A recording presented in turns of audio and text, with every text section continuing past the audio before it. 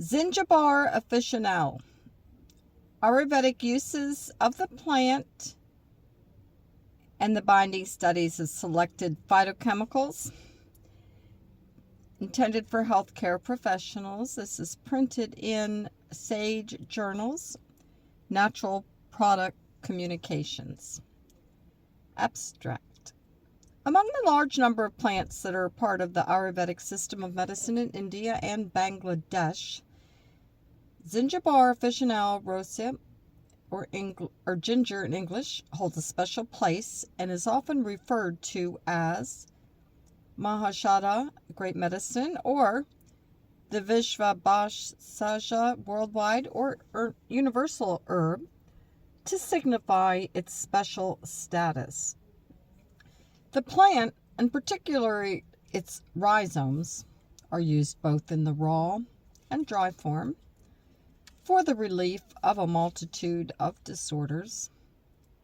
Since a number of these disorders occur in patients affected with severe acute respiratory syndrome, coronavirus 2, SARS, it was of interest to perform in silico studies, molecular docking, to evaluate the binding affinities of a number of constituents of ginger with the 3C-like protease and main protease of SARS-CoV-2, which plays an essential role in the cleavage of viral polyproteins and subsequent viral replication.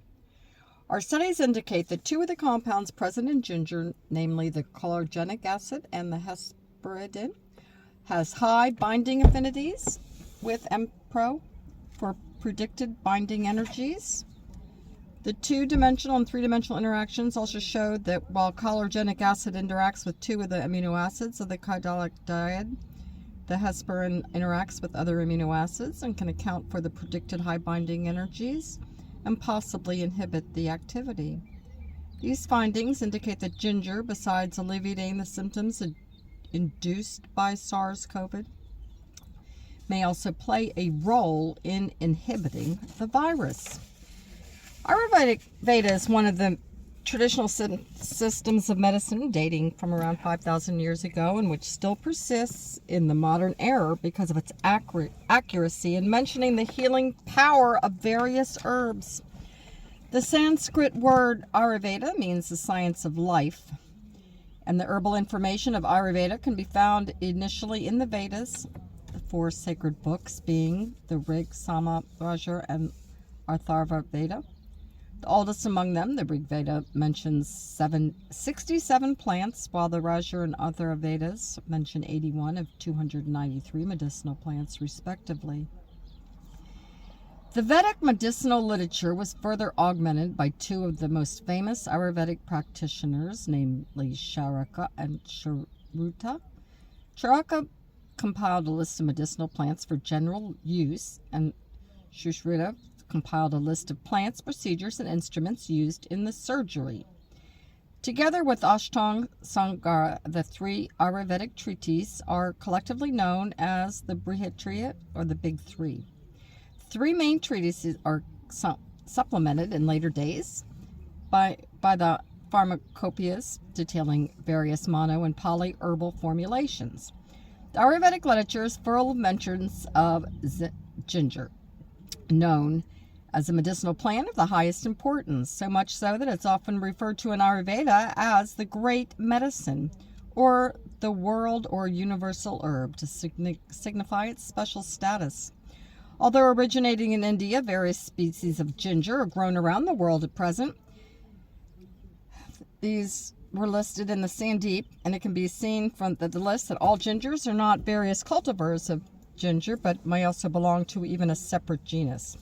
Although the different varieties offer important scope for study for this much used and much valued medicinal herb and culinary spice, unfortunately there does not appear to be any concerted efforts that have even been made, even in India, to study the various phytoconstituents of the various countrywide ginger species and correlate them with reported pharmacological activities or ethnic uses. Such correlation could have brought forth the traditional uses of ginger along with modern findings and paved the route for possibly roots of the Possible use of the plant and or plant parts as novel therapeutics for other diseases than the ones reported in the traditional medical literature. Ayurveda recognizes two types of ginger, fresh rhizomes and dried rhizomes. The former is known as adraka or draka. The latter is known as santi or santi. The therapeutic properties are thought to be different in some aspects and similar in other aspects. Overall, dried ginger rhizome is considered better and more potent than fresh rhizomes. The Bhav Prakash Nignado, written by the famous Ayurvedic physician Acharya Bhav Prakash. Acharya is a term of honor for a learned person and mentions asanti as beneficial for rheumatoid arthritis, vomiting, colic, heart disease, malaria, piles, cough, respiratory disease, and gastrointestinal disorders. They further mention taking slices of fresh ginger with salt before meals for treatment of dyspepsia and indigestion. According to Nagarta, the adraka was indicated for skin diseases, anemia, dysuria, wound, ulcer, bleeding disorders, or blood coming out of various orifices of the body due to some external cause, and burning sensations. The present pandemic sweeping the world has been named coronavirus disease COVID-19 because it's caused by the coronavirus designated severe acute respiratory syndrome. It was first reported in Wuhan, China at the tail of December 2019. The virus has been able to spread quickly, and a little more has caused much harm, and the worst suffering has been in the United States. According to the U.S. Census Bureau, the U.S. population numbered around 331 million at the start of 2020. Assuming no major changes in the U.S. population, the numbers suggest that 1 in 10 people had been infected with the virus in the United States, in the most scientifically advanced country in the world. The disease cannot be cured with any drugs at present, although antivirals have been tried with its limited success. COVID-19 symptomatic treatments include many things, and several vaccines have obtained emergency approval and vaccinations have started. COVID-19 can range from mild to severe. The symptoms that appear after 2 to 14 days follow exposure to the virus. Fever, cough, and shortness of breath, difficulty breathing are the most common symptoms. Other typical and atypical symptoms have been observed during the initial phases of infection include tiredness, stuffy nose, myalgia, sore throat, headache, diarrhea, lack of appetite, abdominal pain, vomiting, loss of smell or taste, conjunctivitis, and skin rash. Progression to more severe disease include pneumonia, respiratory failure, multiple organ dysfunction, severe cardiac impairment, and death. The binding of SARS-CoV-2 to the receptor can bring the virus to cardiovascular cells and tissues, leading to a host of cardiovascular disorders like heart failure, heart attack, blood clots, and arrhythmias, to name only a few. The various Ayurvedic uses of the ginger rhizome, both dry and raw forms, and which relate to the symptoms of COVID-19, include enhancement of appetite, clearing the throat, alleviating cough, acting as a painkiller, antipyretic, asthmatic conditions, vomiting, stomach ache, heart disorders, lethargy, and physical weakness and headaches. It's clearly evident that the traditional uses of ginger are proven to be correct. They can go a long way in alleviating the various symptoms associated with COVID-19. Substantial body of scientific evidence is accumulating the traditional therapeutic uses of ginger to a larger extent, validated by modern scientific methods, and there's a number of reviews compiling the pharmacological and clinical data. Besides the traditional uses mentioned, other properties of ginger include anti-inflammatory, like rheumatoid arthritis, hypoglycemic, cancer preventative, treatment of breast and ovarian cancer, mosquito larvicidal, antioxidant, and antibacterial. The rhizome and essential oil are rich in phytochemicals. Some of these present in essential oil and rhizomes include the zingiberine, curcumin, sulfidine, terperin, alomerdine, ipinine, imimol, versol, etc. The ginger and some of its constituents also have antiviral properties, has been reported in several studies.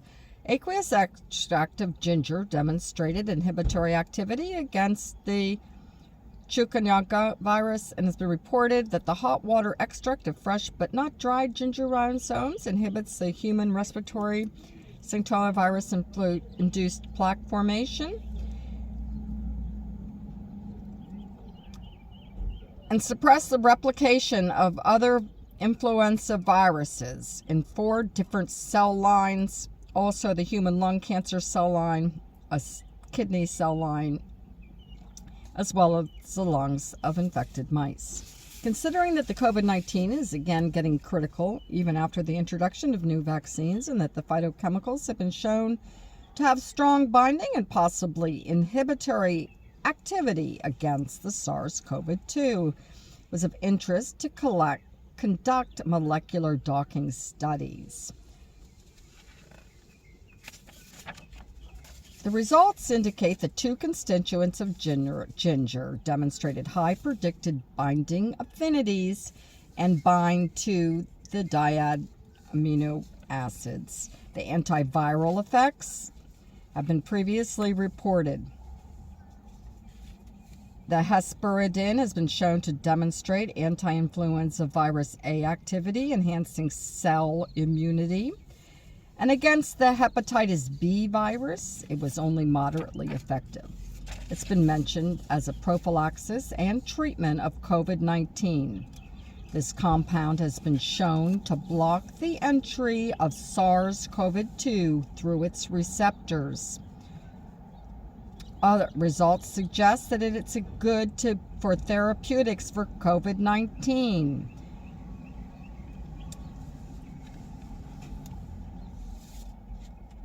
Conclusion. 2 compounds present in ginger demonstrated predicted low binding energies. First, ginger or the rhizomes of ginger can be used in a raw or dry form to alleviate many of the symptoms exhibited by COVID-19. The second point is ginger has been experimentally seen to be beneficial in diabetes, hypertension, and cardiovascular disorders. It's been found that COVID-19 patients who have diabetes or hypertension as comorbidity are more likely to develop a more severe course and disease progression. Elderly patients have these comorbidities are increasingly likely to enter the intensive care unit of hospitals and have a higher mortality rate. In a meta-analysis which included 1,576 COVID-19 patients, the prevalence of diabetes, hypertension, and cardiovascular disorders were respectively 9.7%, 21.1%, and 8.4%. Taken together, the ginger and its constituents may be beneficial to inhibit the SARS replication, to alleviate the COVID-19 symptoms, and to also have a beneficial effect on COVID-19 patient-associated comorbidities. The authors received no financial support for the research authorship and or the publication of this thing. They declared no potential conflicts of interest with respect to the research authorship and publication of this article.